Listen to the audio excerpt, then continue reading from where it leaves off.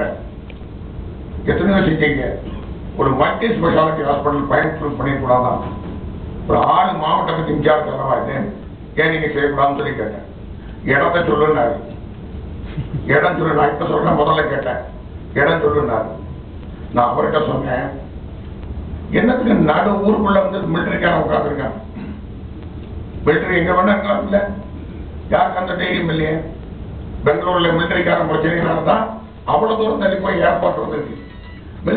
Military இடங்களை இங்க எடுக்கலாம், அவங்க கிட்ட பேசியே எடுக்கலாம். அதனால அவங்கள கொண்டு குடியிருப்ப விட்டுறலாம், வெளியே இருக்கிற போயிட்டு இடம் எடுக்கலாம். அதனால சிட்டிக்குள்ள போன அப்படி செய்யலாம்ங்கிறத சொன்ன ஒண்ணு.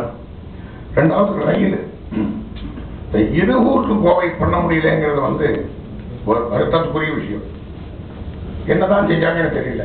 தமிழ்நாட்டிலிருந்து 2 பேர் மந்திரியா இருந்தாங்க, கஷ்டம், கொஞ்சம் போராடி இருக்கணும், நாங்களும் போராடணும், எல்லாரும் போராடி இருக்கணும், நிறைவேற்றப்படும் சொல்லிக்கணும்.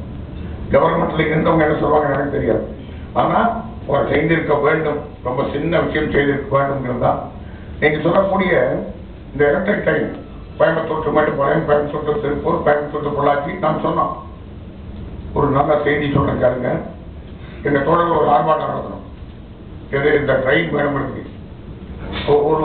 ஒரு எழுத்தாளர் ஒருத்தர் எங்க கூட இருந்தார், பொள்ளாச்சி போயிட்டாரு. டைமுக்குள்ள முடிச்சுருக்காங்க. பொள்ளாச்சி அவரு திரும்பி மேட்டுப்பாளையம் போயிட்டாரு. அவர் வீட்டுக்கு தனியார் பஸ் முதலாளிகள் சங்கத்திலிருந்து 2 பேர் போய் ஆர்ப்பாட்டம் பண்ணதோடு நிறுத்திக்கணும். நீங்க மேற்கொண்டு இது மேல நடவடிக்கை எடுத்துனா நடக்கிறது வேற நைட்ல மறக்கலாம். என்னன்னு கேளுங்க. ஒன்னும் பெரிய நாங்க ஆர்ப்பாட்டம் பண்ண உடனே வந்துருமா? வராது. அந்த ஆரம்பத்திலேயே கிள்ளி எறியணும்.